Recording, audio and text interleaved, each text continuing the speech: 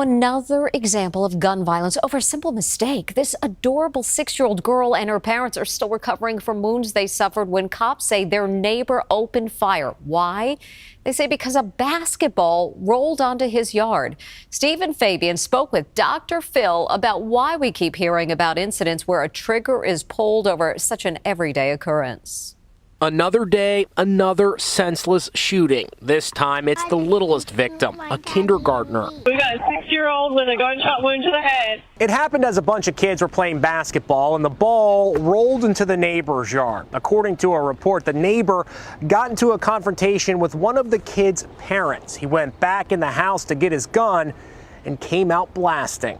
The girl's father was badly injured trying to shield her. He's got a single gunshot wound to the chest. Stitches from the bullet wound still scarring her cheek. Little Kinsley White has a heartbreaking question for the suspect. Why did you shoot my daddy and me? Cops raided the suspect's house outside Charlotte, but say they are still searching for Robert Singletary. Kinsley's is the latest crazy case of an American being shot over an innocent mistake.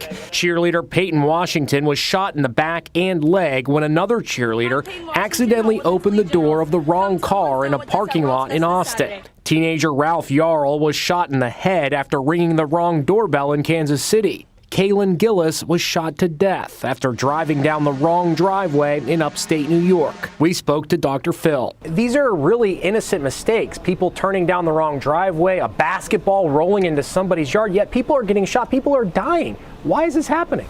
There has to be a pre-existing mindset where somebody is on the edge. They're already agitated and they're on the edge because they're not reacting to the stimulus. They're reacting to some state of mind they've got in their head that's causing them to overreact. I hope everybody that hears this takes a deep breath and says, calm down.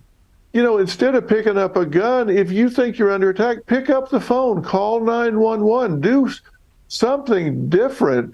Don't pick up a gun and start pulling the trigger, for God's sakes, and certainly when there are children involved. Why did you shoot my daddy and me?